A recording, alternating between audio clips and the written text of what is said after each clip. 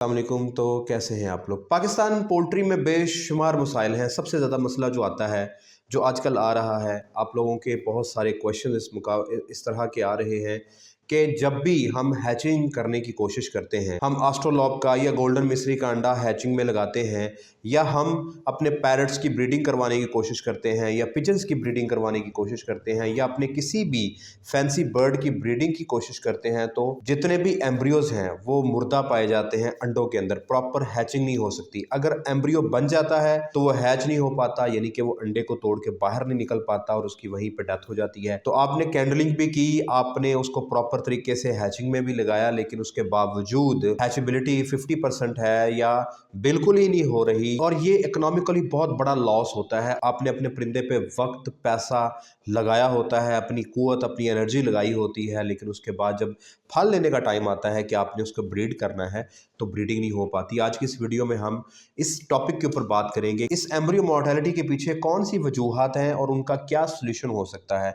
आज की वीडियो में हम इस टॉपिक के ऊपर बात करेंगे। अगर आप अभी चैनल के ऊपर नए हैं या चैनल को बगैर सब्सक्रिप्शन के देख रहे हैं, जो कि 50% से ज़्यादा लोग आप देख रहे हैं कि विदाउट सब्सक्रिप्शन मेरी वीडियोस को देखते हैं, आपसे दरख्वास्त है कि चैनल को सब्सक्राइब करें।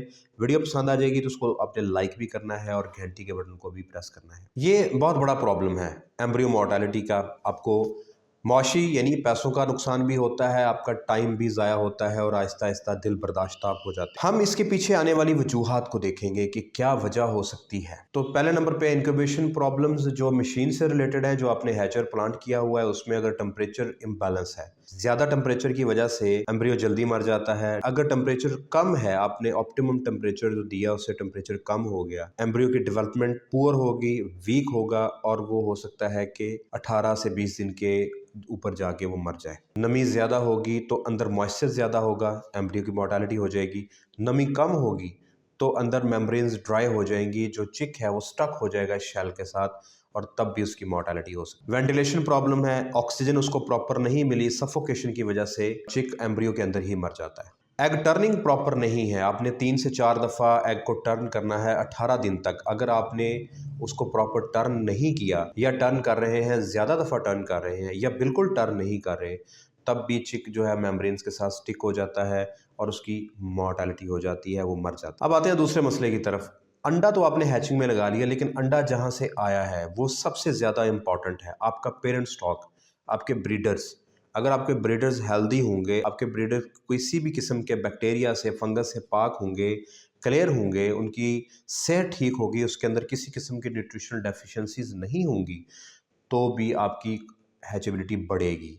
अगर एग की क्वालिटी बेहतर होगी, आपने स्टोर उसको बेहतर किया है, तब भी आपकी हैचेबिलिटी बढ़ेगी। अब क्या मसाइल आ सकते हैं ब्रीडर या एग क्वालिटी के साथ, उसमें पहले नंबर पे आता है nutritional D deficiencies. Vitamin A, D, E, vitamin B complex अगर ब्रीडर में कम होगा तो एम्ब्रियो वीक होगा, और वो अगर पैदा भी होगा तो लंगड़ापन आ जाएगा उसके अंदर, और अर्ली चिक मोर्टेलिटी हो जाएगी। अगर उसके अंदर कैल्शियम फास्फोरस कम होगा तो उसके जॉइंट्स पुअर होंगे। उस सूरत में भी आपका ब्रीडर आपको बच्चे तो दे देगा अंडे के ज़रिए, लेकिन वो बच्चे, उनकी हड्डियां कमज़ोर होंगी, जॉइंट्स पुअर होंगे। अंडे को अगर आपने 25 डिग्री टेम्परेचर के ऊपर ज़्यादा देर के लिए स्टोर किया, तब भी उसकी हैचेबिलिटी कम हो जाएगी, एम्ब्रियो के मरने के चांसेस बढ़ जाते हैं। अगर अंडे आपने धोए बगैर, साफ़ किए बगैर ऐसे ही गंदे स्टोर कर दिए, तो उसके ऊपर बैक्टीरियल लोड ज़्यादा होगा। अब इसके अलावा कौन कौन सी इन्फेक्शंस हैं जो आपके ब्रीडर से आ रही हैं या गंदे अंडों की वजह से आ रही हैं, जो एम्ब्रियो को मार रही हैं, यानी बच्चा अंडे के अंदर ही मर रहा। दो तरह की बैक्टीरियल इन्फेक्शंस होती हैं। अगर साल्मोनेला और इकोलाई का प्रॉब्लम होगा तो अर्ली चिक मोर्टेलिटी हो जाएगी, यानी कि अंडे के अंदर पहले हफ्ते के अंदर ही एम्ब्रियो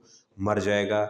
अंडे, इस तरह के अंडों को हम रॉटन एग्स कहते हैं। और अगर उसमें माइकोप्लाज्मा का प्रॉब्लम होगा तो हो सकता है कि उसकी मोर्टेलिटी आखिरी हफ्ते में जाके, यानी 18 से 21 दिन के दरमियान हो। अगर अंडे से चूज़ा बाहर आ भी जाएगा तो उसमें रिस्पायरेटरी इश्यूज बहुत ज़्यादा होंगे। फंगस का अगर मसला होगा, एस्परजिलोसिस का प्रॉब्लम होगा, तो आप जब अंडों को तोड़ेंगे तो उसके अंदर ग्रीन कलर की मोल्ड यानी फंगस लगी हुई होगी। इसकी वजह से भी अंडे के अंदर एम्ब्रियोज मर जाते हैं। और सबसे ज़्यादा इसमें जो ख़तरनाक है वो ये फंगस है, इसमें सबसे ज़्यादा हैचेबिलिटी कम होती है। अब प्रॉब्लम्स हमने देख, पहले मसले की तरफ आते हैं। मशीन रिलेटेड टेम्परेचर का इशू था, या आपने ख़ुद टेम्परेचर उसको सेट नहीं किया, तो उसमें जो ऑप्टिमम टेम्परेचर आपने देना है वो 37.5 डिग्री है। मोस्टली जो हैचिंग होती है इसी टेम्परेचर के ऊपर है, 37 से 38 डिग्री के दरमियान टेम्परेचर आपने रखना है। या नमी या ह्यूमिडिटी का तनासब आपने 50 से 55 रखना है बिफोर इनक्यूबेशन, यानी 18 दिन तक। उसके बाद जब आप उसको हैचर में कन्वर्ट करेंगे, शिफ्ट करेंगे, तब 65 से 75 नमी मैक्सिमम आप रखेंगे। ऑक्सीजन की कमी ना हो तो आपने उसको प्रॉपर वेंटिलेशन देनी है। जिस कमरे के अंदर आपने हैचर रखा हुआ है उसमें प्रॉपर एयर सर्कुलेशन हो। एग टर्निंग आपने 3 से 4 दफ़ा करनी है 18 दिन तक, उसके बाद नहीं करनी और उससे पहले आपने करनी है। अगर आप एग टर्न्स नहीं करते तो उससे भी आपको मैं बता चुका हूँ कि अमवात हो जाती है। अब आ जाते हैं हम ब्रीडर मैनेजमेंट के ऊपर। ब्रीडर को आपने न्यूट्रिशनल डेफिशिएंसी से बचाना है। फीड के अंदर तमाम चीज़ें नहीं होती, चाहे आप कमर्शियली फीड दे रहे हैं, अगर आप घरेलू पैमाने पे फीड बना के दे रहे हैं फिर तो उसमें बहुत ज़्यादा न्यूट्रिशनल डेफिशिएंसीज होती हैं। तो आप मल्टीविटामिन्स का रेगुलर इस्तेमाल करेंगे। आपने जब परिंदे ही इस मकसद के लिए रखे हैं कि आपने उनके अंडों से बच्चे निकाल के आगे बेचने हैं, तो या आपने अंडे बेचने हैं और आगे किसी बंदे ने उसको हैचिंग में लगाना है, तो आपसे अंडे इसी शर्त पे परचेज़ करेगा ना कि उसमें हैचिबिलिटी कम से कम 90% हो, जो कि बड़ी ही आइडियल समझी जाती है। तो उसके लिए आप अपने ब्रीडर को न्यूट्रिशनरी डेफिशिएंसी से बचाएंगे। आप उसको मल्टीविटामिन्स का इस्तेमाल करेंगे, जैसे कि विटामिनोलाइट आप स्क्रीन के ऊपर देख रहे हैं, ये छोटे पैमाने पे आप साइमोस्ट्रेस का देंगे, इस्तेमाल करेंगे। कैल्शियम पी सिरप का इस्तेमाल करेंगे या कैल्सीडेक आप रेगुलर बेसिस पे अपने परिंदों को देंगे। इसकी तरतीब आप इस तरह से बनाएंगे कि एक दिन आप मल्टीविटामिन्स दें, एक दिन आप कैल्शियम फास्फोरस का कम्बिनेशन देते रहें। और ये आप उन्हें खुसूसन तब देना है जब आपके बर्ड एग लेइंग के ऊपर आ जाता है, मेटिंग कर रहे होते हैं, एग फर्टिलिटी। अच्छा, इसमें एक और चीज़ भी है कि आपका जो ब्रीडर मेल है अगर उसकी फर्टिलिटी कम है तो उसमें की वजह से भी प्रॉब्लम आ जाता है। उसके लिए आप उसमें विटामिन ई सेलेनियम का बंदोबस्त करेंगे, उसको रेगुलर विटामिन ई सेलेनियम देंगे ताकि उसके स्पर्म्स की क्वालिटी बेहतर रहे। अगर स्पर्म्स बेहतर नहीं होंगे तब भी इनफर्टिलिटी आ जाएगी। अंडों की स्टोरेज को आपने अच्छे तरीके से करना है, अंडों को साफ़ करना है, ड्राई करके उनको आपने स्टोर करना है, साफ़ सुथरी ट्रे के अंदर स्टोर करना है। अक्सर लोग बाज़ार से यूज़ ट्रे परचेज़ करते हैं जिसमें बैक्टीरियल कंटामिनेशन ज़्यादा होती है, फंगस लगी हुई होती है। तो आपने जो भी गत्ते की ट्रे लेनी है या प्लास्टिक की ट्रे लेनी है उसको प्रॉपर डिसइंफेक्ट करके उसके ऊपर आपने अंडों को स्टोर करना है। और इनक्यूबेशन से पहले 15 से 18 डिग्री पे आपने अंडों को स्टोर करना और 75 नमी रखनी है, 75% उसकी ह्यूमिडिटी परसेंटेज इतनी होनी चाहिए। और जब आप अंडों को उठा के हैचर में रखने लगे हैं तब भी आपने अंडों को डिसइंफेक्ट करना है। आप उसको विरगोन एसे का स्प्रे करके डिसइंफेक्ट कर सकते हैं।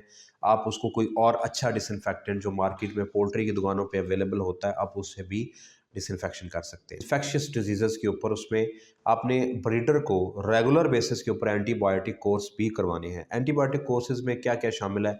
इकोलाई साल्मोनेला के लिए आप फ्लोरफेनिकॉल, एनोरोफ्लॉक्सासिन का इस्तेमाल कर सकते हैं। माइकोप्लाज्मा के लिए आप टाइलोसिन डॉक्सी का, ऑक्सीटेट्रासाइक्लिन का या फ्लोरफेनिकॉल का इस्तेमाल कर सकते हैं। मकसद कहने का ये है कि 1 माह के अंदर आपने उसको 1 दफ़ा लाजमी एंटीबायोटिक कोर्स देना है। आप उसको रिपीट करेंगे। अगर या तो ये है कि बेहतर अगर आप अच्छे पैमाने पे काम करें तो आप अपने परिंदों का ब्लड दें, उससे कल्चर सेंसिटिविटी हो जाएगी, कौन सा बैक्टीरिया पॉजिटिव है और उसके खिलाफ कौन सी एंटीबायोटिक इस्तेमाल होगी, तो वो सबसे बेस्ट अप्रोच है।